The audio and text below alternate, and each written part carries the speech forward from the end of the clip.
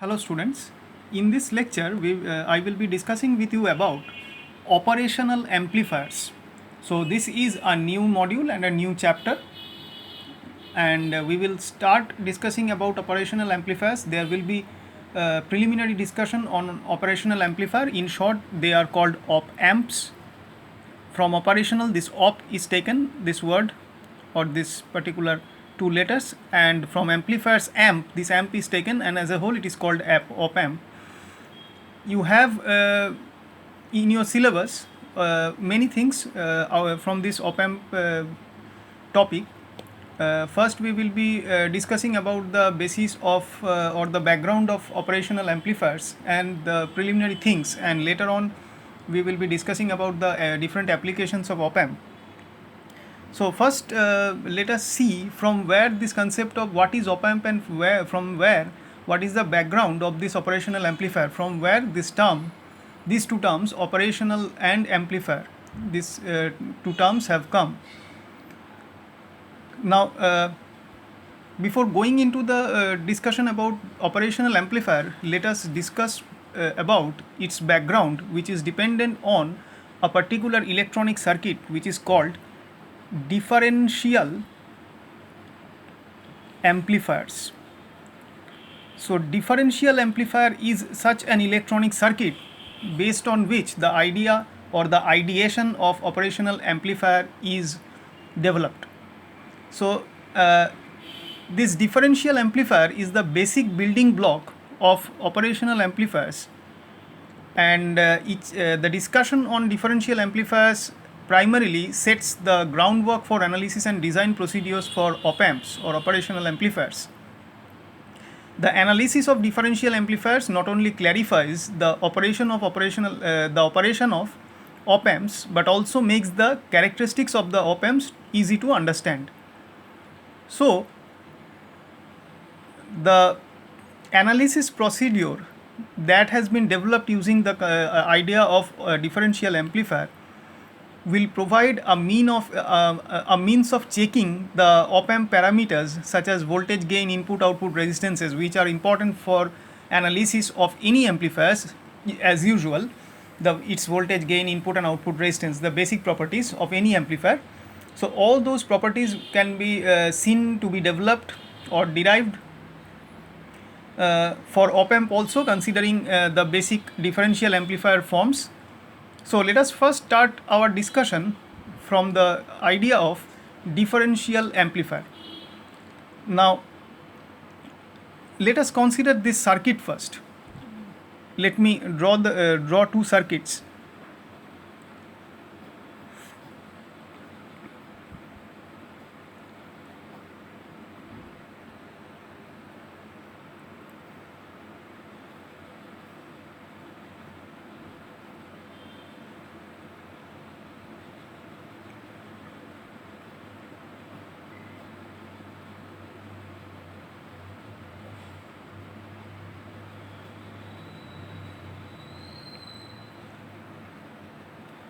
You can see two NPN BJTs are taken, and where they are named as Q1 and Q2, and I am mentioning the base collector and emitter for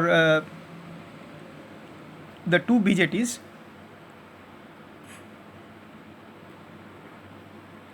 And you can see the input is applied to the base.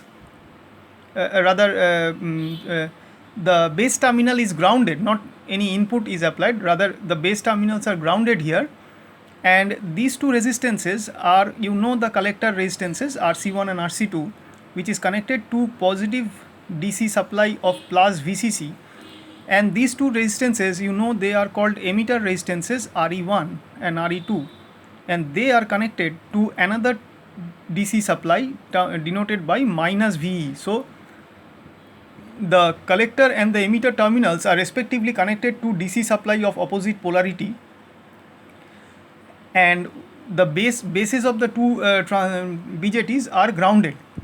This configuration is called emitter biased circuit. and these two are identical emitter biased circuit.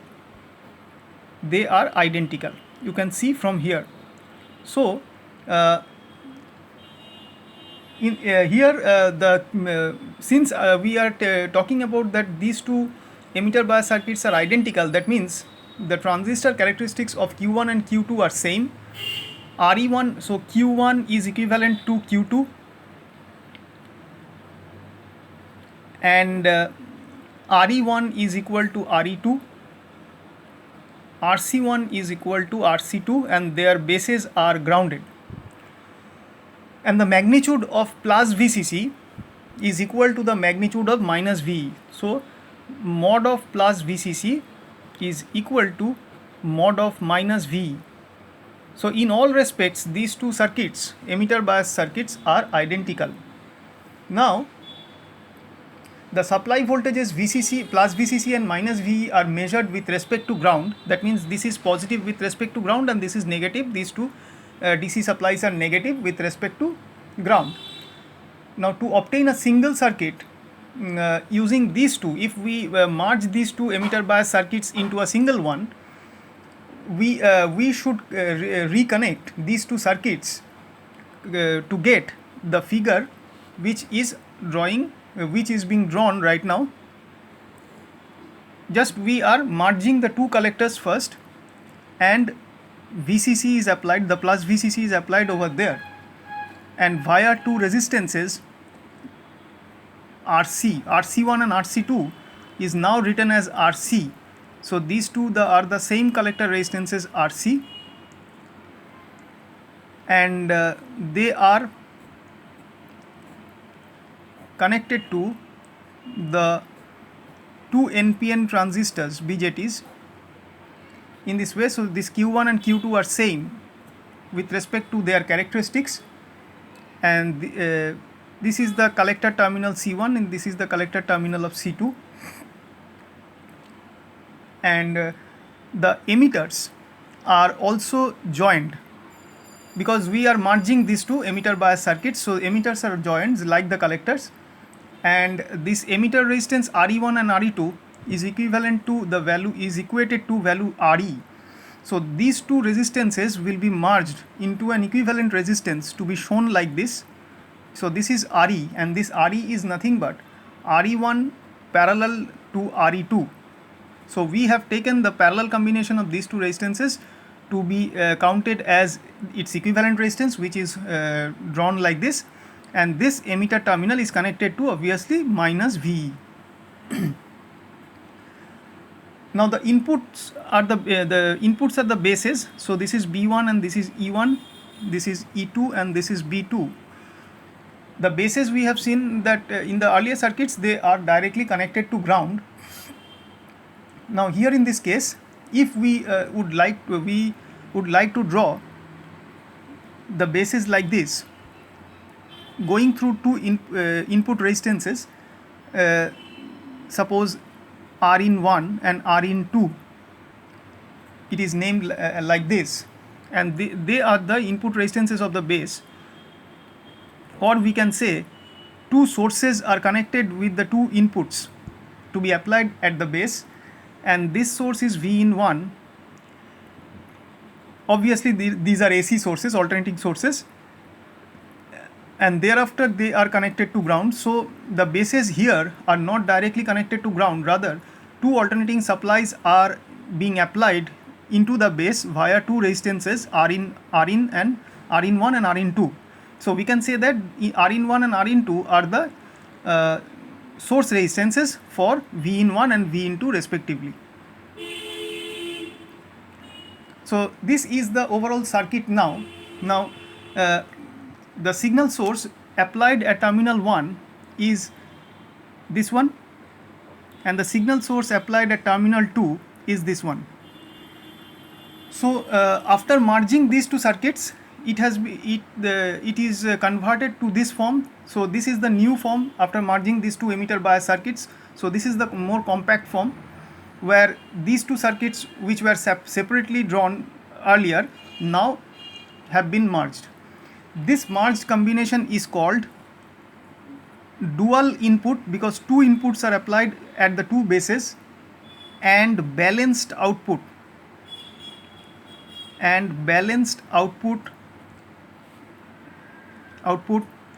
differential amplifier. So this circuit is of dual input balanced output differential amplifier. So it takes the forms of a differential amplifier from these two emitter biased identical circuits, and these are dual input because of two inputs and balanced output. The meaning of balanced output should be represented like this. We are taking the output from the collector of the two BJTs from C1 and C2, and between them if we connect a voltmeter, we should be getting a voltage VO, which is the output voltage. This side is plus and this side is minus. So this output voltage is tapped or measured between the two terminals of the two BJTs at the collector terminals, between the collector terminals of the two BJTs. So that's why, since the output is measured between the collector terminals of the two BJTs, this is called balanced output. So as a whole, this circuit will be called dual input balanced output differential amplifier. Now, what is the basis that we have obtained this circuit by merging these two identical emitter bias circuits? The first one is the plus VCC supply voltages of the two circuits earlier. They are merged since the voltages are of the same polarity and magnitude, so they can be merged like this here as it is seen. Similarly, the minus VE supply is also merged. Now we have reconnected the emitter of emitter E1 of transistor Q1 and emitter E2 of transistor Q2, so that the emitter resistance is represented here as a parallel combination of individual RE1 and RE2 that was there in the previous separated diagram. The third basis is to draw this circuit is we need to show the input signal V in 1 to be applied to the base of transistor Q1 and V in 2 to the base of transistor Q2, like this, one at here and another at here. And then we need to level the voltage between collectors C1 and C2 as VO.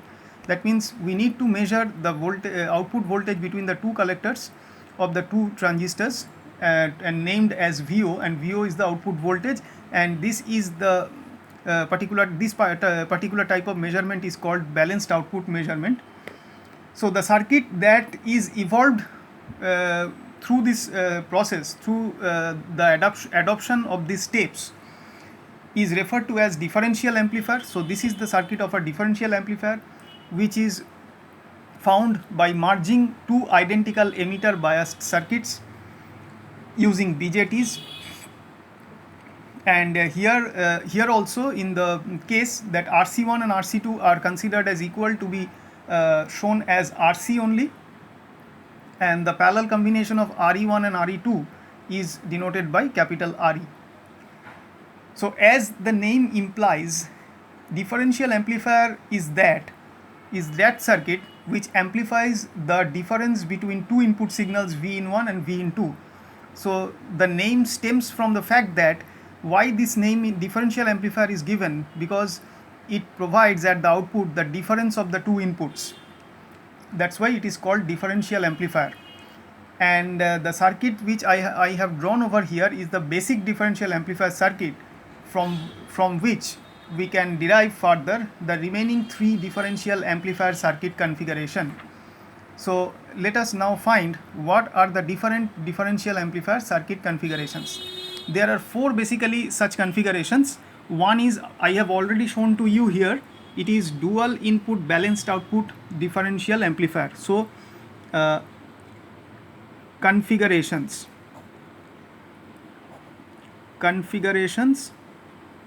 of differential amplifier. Okay, the first one is, I have already written, dual input balanced output differential amplifier. This is the first one. The second one is dual input unbalanced output differential amplifier, single input balanced output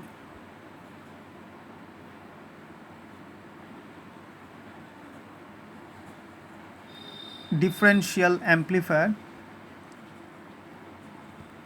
and the fourth one is single input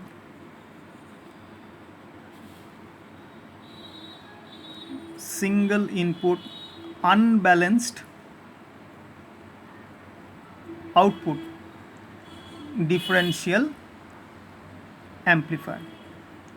So these are the four different configurations that can be had from differential amplifier. Now the configuration which I have listed here are defined by the number of input signals. So the classification is based on how many input signals are presented to the differential amplifier. That means if it is 2, so it is dual; if it is 1, so it is single, and the way how the output voltage is measured. If it is measured between the two output terminals of the BJTs, then it should be balanced, and if it is measured only from one output terminal of BJT, it should be unbalanced. So now for the term balanced, as I have told you that that when the output voltage is measured between the two output terminals of the BJTs, preferably the collectors, it is referred to as the balanced output, because both collectors in that case are at the same DC potential with respect to ground. That's why, since they are at the same DC potential, the output terminals of BJTs, we can measure the output voltage between the two, and so that type of measurement is called balanced output measurement. And if the output is measured at one of the collectors with respect to ground, leaving out the other, then that configuration will be called the unbalanced output measurement. Now, two matched semiconductors of the same types, that means either BJTs or FETs can be used for configuring the differential amplifier forms, are required for this, and all the components in the two emitter bias circuits which constitutes a differential amplifier must be matched in all respects. So this is important for proper operation. There should not be any mismatch, so that the proper symmetry in the operation of the differential amplifier can be maintained. The magnitude and in addition to this, the magnitude of supply voltages of plus VCC and minus VE must be equal. That is also an important fact we require for the operation of differential amplifiers. And a variety of matched transistor pairs are readily available in commercially for making the differential amplifier, and a multi-stage amplifier with a desired voltage gain can also be formed. What is the meaning of multi-stage amplifier? Amplifier which is producing the final output through operation of different series connected amplifier stages, that is called multi-stage amplifier, and desired voltage gain can be achieved from that using the direct connection between the successive stages of differential amplifier. So we can connect between the stages, between different stages of differential amplifiers one after another, and in that process the overall gain can be increased or improved, and that is the multi-stage operation of differential amplifiers should be called. And the beauty of direct connection between the stages is that it removes the lower cutoff frequency imposed by the coupling capacitors. So when the different stages of differential amplifiers are connected, the coupling capacitor which is being used to couple the different stages of differential amplifier, that should remove out the lower cutoff frequency problem imposed by the individual stages, and therefore the differential amplifier is capable of amplifying DC as well as AC input signals very well. In instrumentation systems, we can find the application of differential amplifiers to compare two input signals. So for the signal comparison purpose, this differential amplifiers can be used in instrumentation systems. Now for the analysis of differential amplifiers, instead of using H parameters for transistors, as you know, which is quite familiar to work with, but instead of that, it is generally preferred to use the R parameters to analyze the operation of differential amplifiers for many reasons. So we will be undertaking the different configurations now, but we will be we will be having little bit more discussion about the first two forms of configuration, that is dual input balanced output and dual input unbalanced output, and not so in details the other two forms configuration, other two form of configuration. And we will be using the concept of R parameters in this case, and these R parameters are useful for differential amplifiers, I have already told you, because of many reasons, of its simplicity and less amount of manipulation that is required as compared to H parameters, and the performance equations or the useful equations for analysis purpose are easy to remember with R parameters, and the comparison of results should be as found by using the R parameters are quite favorable than H parameters. So now let us first start with dual input balanced output differential amplifier. The circuit I have already drawn in the earlier time, and once again I want to draw it for analysis. So this is the dual input balanced output differential amplifier. To start with, this is the basic circuit which I have drawn earlier, and here you may notice that the two input signals V in 1 and V in 2 are applied to the two bases. For the time being, we have I have written as 0 volt that, but otherwise the V in 1 and V in 2 should be applied into the two bases of the two transistors Q1 and Q2. The output is that's why it is dual input, and the output is measured between the two collectors, that is between these 2 points, that is not shown over here for balanced output measurement, and because they are at the two collectors are at the same DC potential, and because of the equal DC potential at the two collectors with respect to ground, it is called balanced output. Now let us first start the DC analysis of this particular circuit to determine the different parameters, especially the operating point with respect to the values of ICQ and VCQ. You know from the transistor concept of the BJTs that to find the Q point we need to get its coordinate in terms of ICQ and VCQ.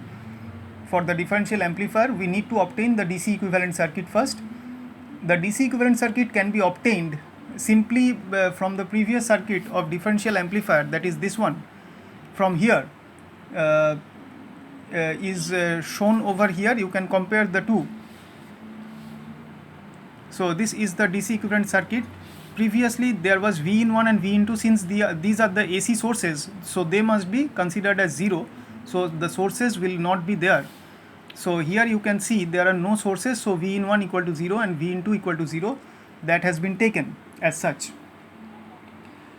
And also you can see the input resistances are taken as same. The R in 1 and R in 2 is taken as same because they are equally matched.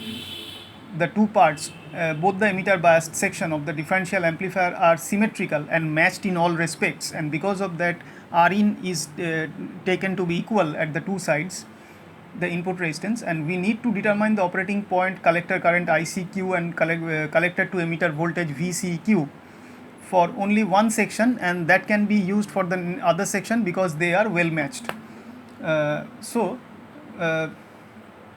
Let us for this case, for only Q1 part, this part only, the left side, we should be finding the Q point, and that should be used for the transistor Q2 also.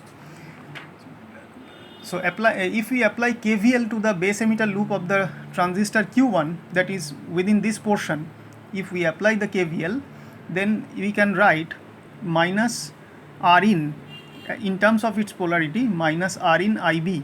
IB is the base current.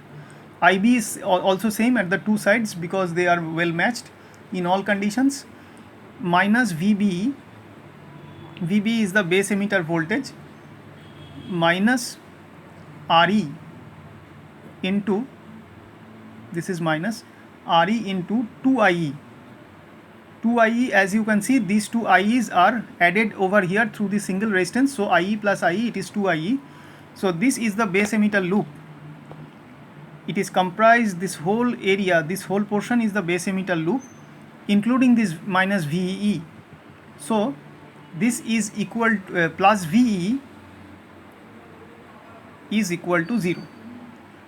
Now consider this equation is written considered all the different polarities inside this loop, and you know that for DC analysis IB is nothing but base current IE divided by beta DC, because we have considered IE and IC is same almost.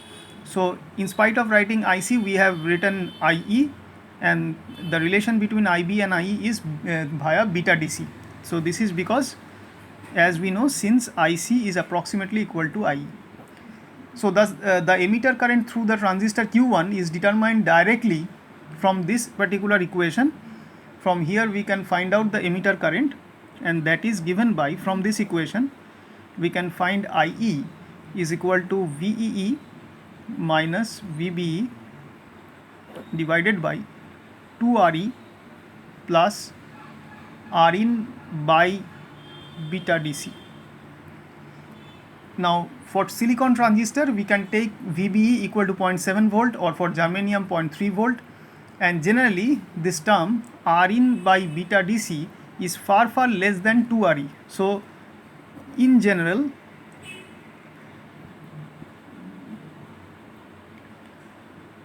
Rin by beta DC, this will be very small with respect to this 2RE value, because we generally use this value of RE to be at a higher side to get the high voltage gain. You know, for emitter bias circuits RE is taken at a higher side for getting higher voltage gain for BJT amplifiers.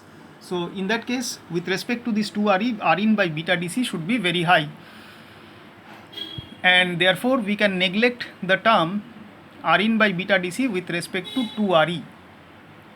So this equation now becomes, from here, IE is equal to VEE minus VBE divided by 2RE.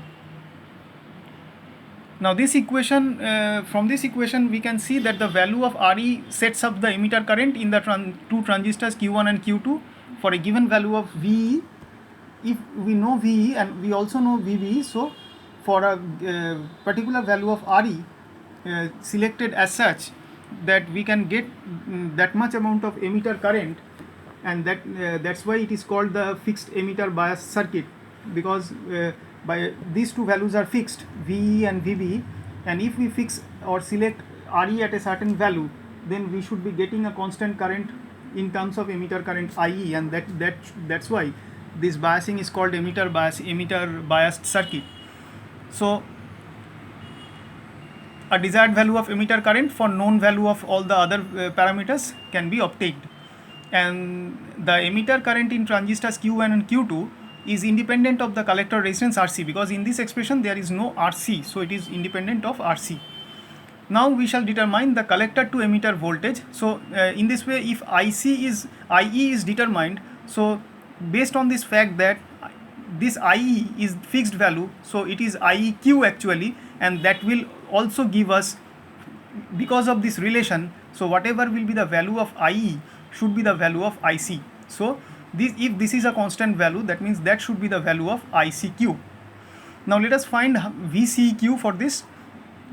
The voltage at the emitter of the transistor Q1 is approximately equal to minus VE.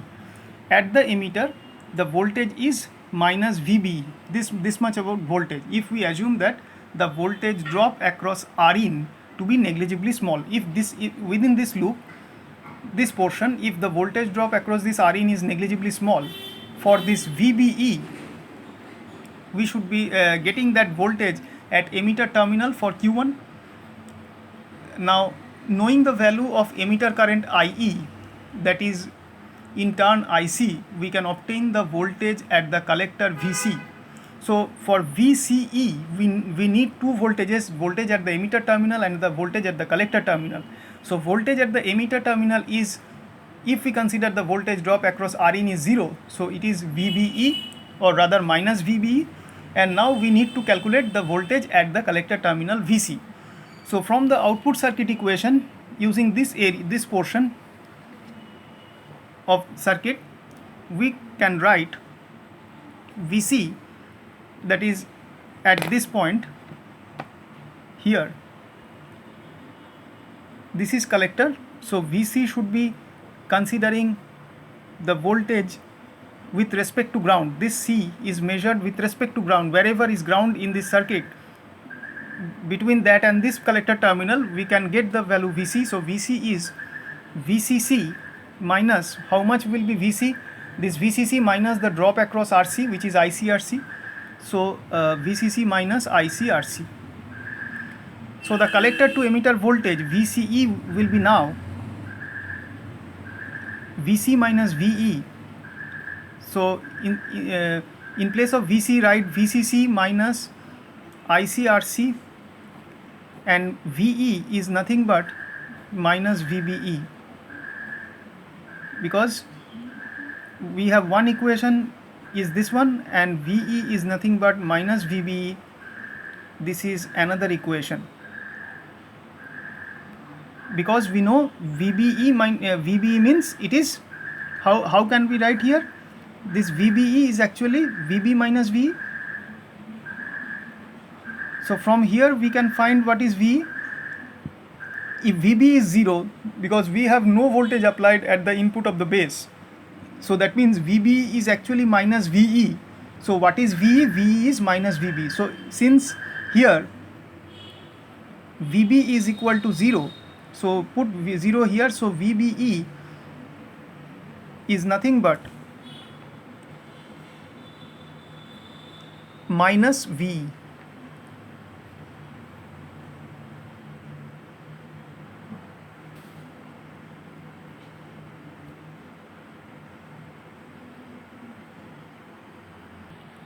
So you can see that VBE is minus VE, so VE is nothing but minus VB. So in place of VE, we have just replaced with minus VB. So this equation will be, how much the VC will come? This is VCC plus VBE minus ICRC. Now for both the transistors, if we know these values, because we can find VCE now, and this will give us the fixed value of VCEQ, because VCC, VBE are fixed, and IC is also fixed from this equation, and RC is given as with a constant value. So using these two expressions, one is this one, and another is this one, we are getting ICQ and VCQ, the Q point for the for this particular differential amplifier. Now because at the operating point IE is ICQ and VC equal to VCQ, so from this DC analysis it should be remembered that the expressions which we have found for ICQ and VCQ are applicable for all four differential amplifier configurations, as long as we use the same biasing arrangement for each of them. That is, knowing the DC analysis procedure for one configuration, in this case it should be the dual input balanced output, we do not have to repeat the DC analysis procedure for the remaining three configurations. So this is the way, this is how for all the four configurations the DC analysis should be done to find the value ICQ and VCEQ using these two equations. This should be the same, because we are using the same biasing arrangement for all the configurations. Now let us move on to see the AC analysis for this configuration.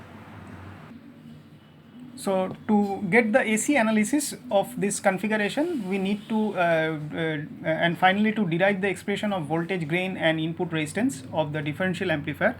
Let us first, on the last circuit, the diagram of basic circuit diagram of differential amplifier, that is on this diagram, we should be setting the DC voltages plus VCC and minus VE to 0 for AC analysis.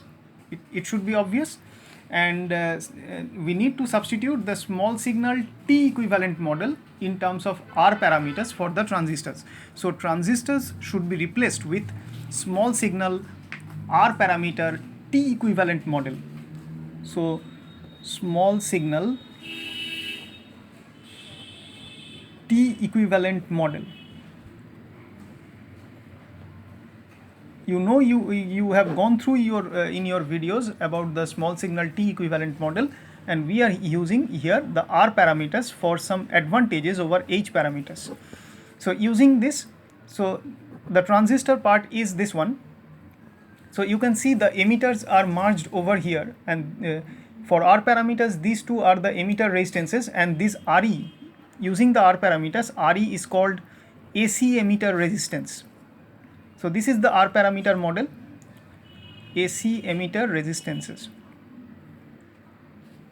and these two arms are the bases.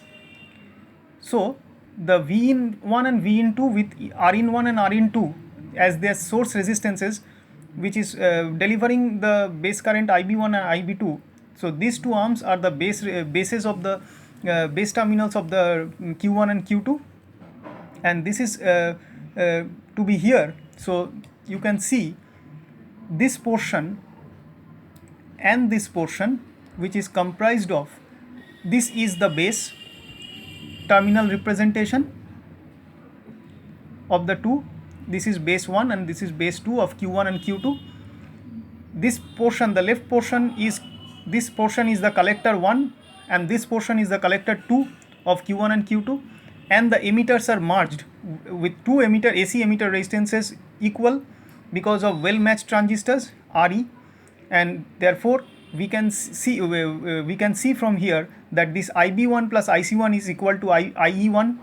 So IB1 plus IC1 is the collector current shown as a current source here, and these collector resistances are also shown. So this IB1 and IC1 is added up at this node for Q1 and at this node for Q2, so that it becomes IE1 and IE2, that is passed through RE into the emitter terminal, and through this emitter resistance RE it is going into the ground. So this current and this current will be added up here to become IE1 to reach over here, and this current to be added up here, and it is going towards this node. So IE1 and IE2 reaching at this node, it is becoming IE here, which is IE1 plus IE2, and the direction is downward, and it is going through this RE into the ground. So this is nothing but the T model for Q1, and this encircled region is the T model for Q2. So this is the AC equivalent representation of differential amplifier, dual input balanced output, and here the current equation is IB1 plus IC1 all in small because of AC analysis is equal to IE1, and this IE1, and for this case it is IB2 plus IC2 is equal to IE2. So therefore we can write IE1 plus IE2 is equal to small ie. So this is this is all the representation for this dual input balanced output amplifier for AC analysis. Now let us move on to find the voltage gain, which is given by AD. AD is the differential voltage gain, but before finding that we need to observe some more things. This IE1 and IE2 for the DC values are same, and therefore since we should be writing here that since IE1 and IE2 the DC values of emitter currents are same, so therefore the RE1 and RE2 are same, and therefore these are replaced with only RE here and not separately as RE1 and RE2 because the transistors are well matched. So the AC emitter resistance of transistor Q1 and Q2 are simply denoted by this RE. The second is the voltage across each collector resistor is shown 180 degree out of phase with respect to the input voltages V in and V out. I repeat, voltage across each collector resistor, you can see from here that upper side is minus and lower side is plus. So this is giving us the negative voltage, the opposite reverse polarity in comparison to this V in 1, because V in 1 is having positive at upper side shown and negative at lower side shown. So with respect to V in 1 and V in 2, the voltage drop across collector resistances are 180° out of phase. And this polarity assignment is in accordance with the common emitter configuration, as we have seen that the differential amplifier is basically constructed in a common emitter configuration using two identical common emitter bias circuits. Also note that the assigned polarity of the output voltage should be minus at the left side and plus at the right side. That means for the Q2 it should be at higher potential, and for the Q1 it should be at lower potential. This polarity simply indicates that the voltage at the collector C2 is assumed to be more positive with respect to that at the collector C1. That means the voltage at the collector terminal of transistor Q2 will be more positive with respect to transistor Q1, even though both of them are negative with respect to ground. So these are some of the notable things. Now let's move on to find the differential voltage gain. So using KVL equations for the different loops we should be having here, if we consider that the two loops here, the basically one is this loop, suppose this is the current, and the another loop is this one, this is the current. So this current is flowing inside this loop and this current is flowing inside this loop in the two opposite directions, because we can see that these two IC1 and IB1 is becoming IE1, and that is flowing through this RE, and this IC2, IB2 and IC2 is becoming IE2, that is flown in this direction. So these two will be flowing in the same direction through RE. So as a result the currents will be added up for IE1 and IE2 to get the overall IE, small IE. So if we apply KVL in these two loops, the equation should be like this: V in 1, so this is loop 1 for this particular loop, and for this particular loop 1 and 2, applying KVL at loops 1 and 2, we should be having V in 1 minus R in 1 IB1 minus RE IE1 minus RE into IE1 plus IE2, that is equal to 0. This is for the first loop, loop number 1, and for the second loop V in 2, the equations should be symmetrical, only one should be replaced by 2's. This one minus RE IE2 minus RE, very simple equations, IE2 is equal to 0. This is for the loop 2, second loop. Now if we substitute the different current relations, since we know IB1 is nothing but IE1 divided by beta AC. Now we are using beta AC because these are the AC analysis and these are the small currents, small signal currents, and IB2 is nothing but IE2 by beta AC. So if we substitute these two in here, we should be getting V in 1 from the first equation minus R in 1 by beta AC IE1 minus RE IE1 minus RE IE1 plus IE2 is equal to 0. This is for the first loop, and similarly V in 2 minus R in 2 by beta AC IE2 minus RE IE2 minus capital RE IE1 plus IE2 this is equal to 0. So these are the modified equations after we have substituted instead of IB1 and IB2, IE1 by beta SE, IE2 by beta SE. Now generally Rin by beta SE, this term, are very small. So generally, as we have seen earlier also, Rin by beta SE term is very small,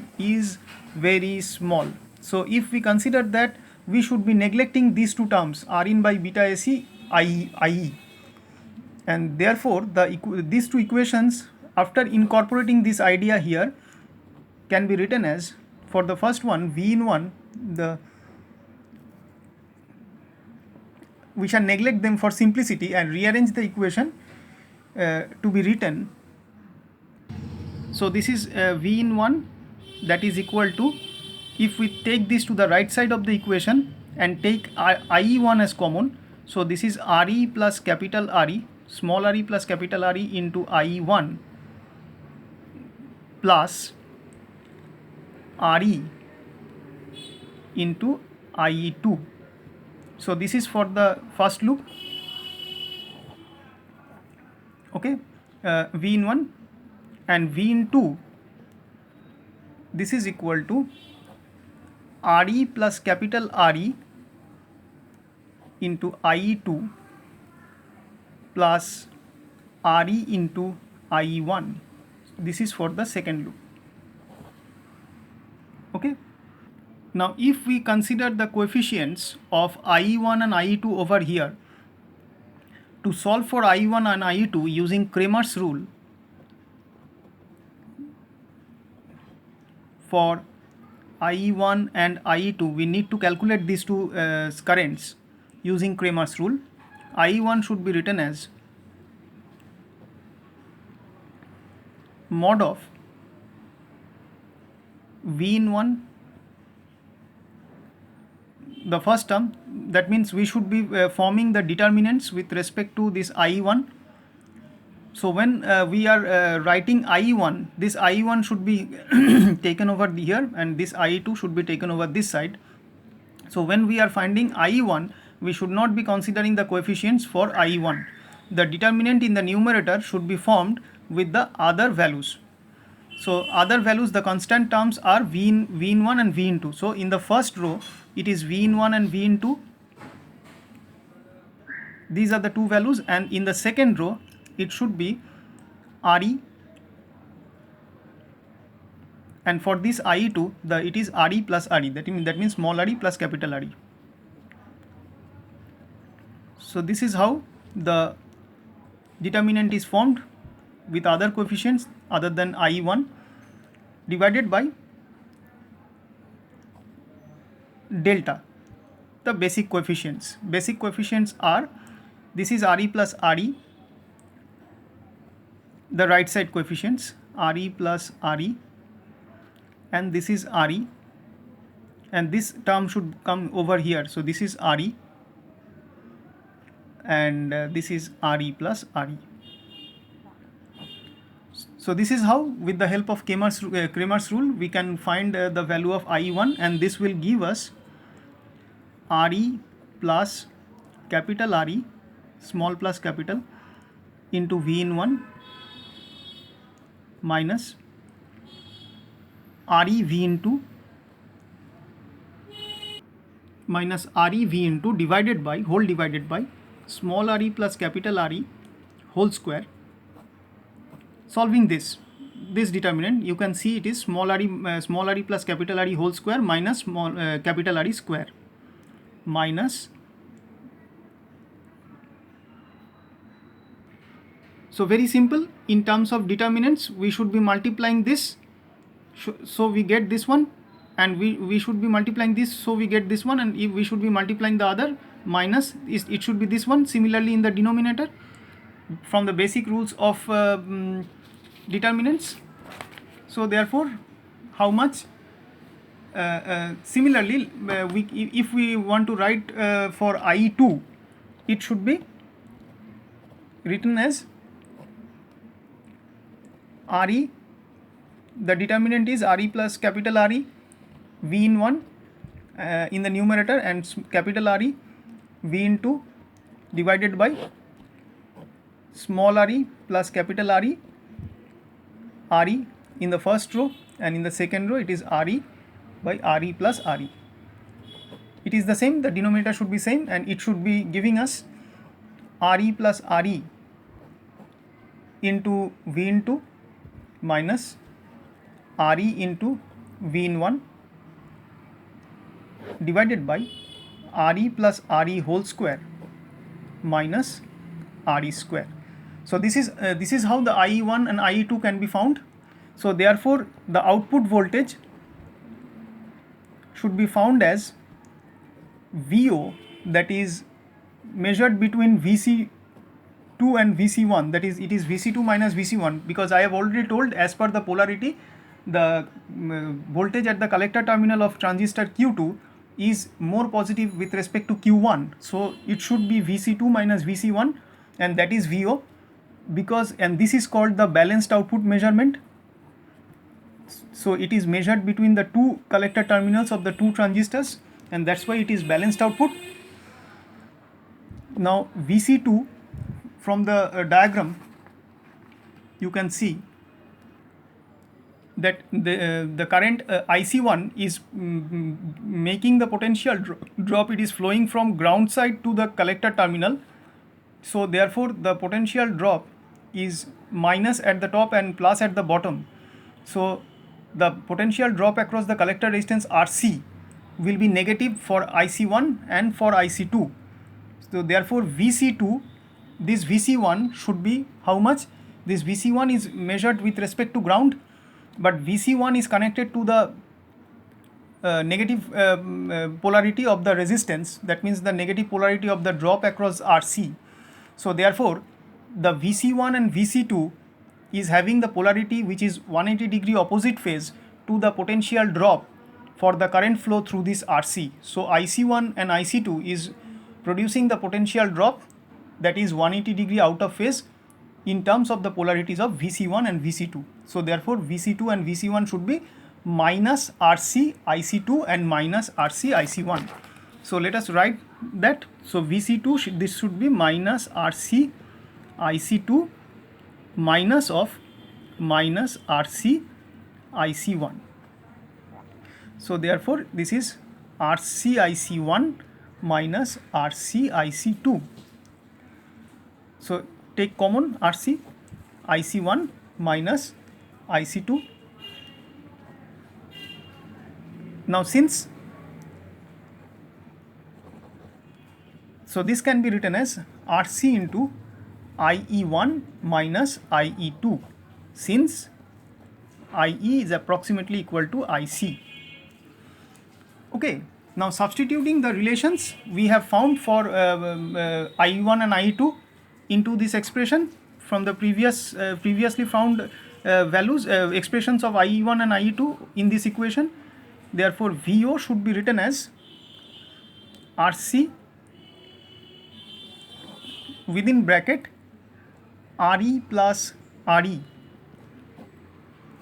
V in 1 minus RE V in 2 capital RE divided by RE plus RE whole square minus RE square minus the same RE plus RE V in 2 minus RE V in 1 divided by, the denominator will be same, RE plus RE whole square minus RE square.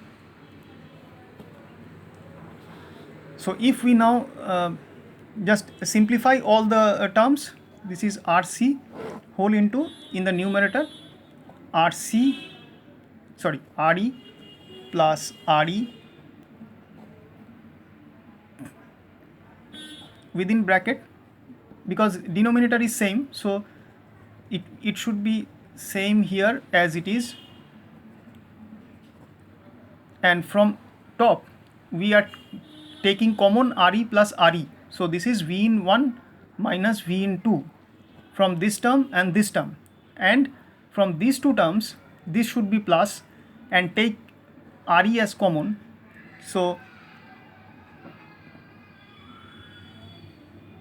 plus, take RE as common, so this is also V in 1 minus V in 2. Now take V in 1 minus V in 2 as common, so this should be V in 1 minus V in 2 is common, RE plus 2RE divided by RE plus RE whole square minus RE square. So this is VO, the simplified form. Now if we simplify the denominator also, RC V in 1 minus V in 2 into within bracket RE plus 2RE divided by, this is RE square plus 2 small re capital RE plus RE square minus RE square. So these two will be cancelled out, and if we take common from this these two terms, so this is V in 1 minus V in 2 into RE plus 2RE divided by RE into RE plus 2 capital RE. So these two terms are cancelling out, so therefore VO is RC by small re whole into V in 1 minus V in 2. So here we can say from this final expression that a differential amplifier amplifies the difference between two input signals. So these are the two input signals, and this is the difference of the two input signals V in 1 and V in 2. So that is multiplied by a particular term is giving us the voltage, output voltage. So what is actually a differential amplifier? It amplifies the difference between two input signals. So now we can say that if V in 1 minus V in 2 is denoted as VID, so this can be, and also RC by RE, this term is considered as a constant term denoted by AD. So this equation can now be written as VO equal to AD into VID. So this is the basic equation for amplification by dual input balanced output differential amplifier. So we can conclude from here, this is the voltage gain equation of the dual input balanced output differential amplifier, where the voltage gain is denoted by AD, which is the ratio of collector resistance RC and AC emitter resistance RE, and it is independent of the value capital RE, which is not in this equation. And another point of interest is this equation is identical to the voltage gain equation of common emitter amplifier, because the differential amplifier employs a common emitter configuration. So this expression is quite similar to the voltage gain equation of a common emitter amplifier. And if you now want to see the waveform, this is the waveform where voltage is plotted against time, and this V in 1 minus V in 2, which is VID, it is the difference of input signals. So the low swing waveform, the waveform which is having lower swing, amplitude swing, is the input, and the higher amplitude swing signal or the waveform is the output. You can see from here the output is the difference of VC2 and VC1, and the input is the difference of V in 1 and V in 2. So it is clearly understood that the input waveform is have lower swing and the output waveform is have higher swing, so it is clearly amplified. So this is the input output waveform which proves the amplification by the differential amplifier in dual input balanced output mode.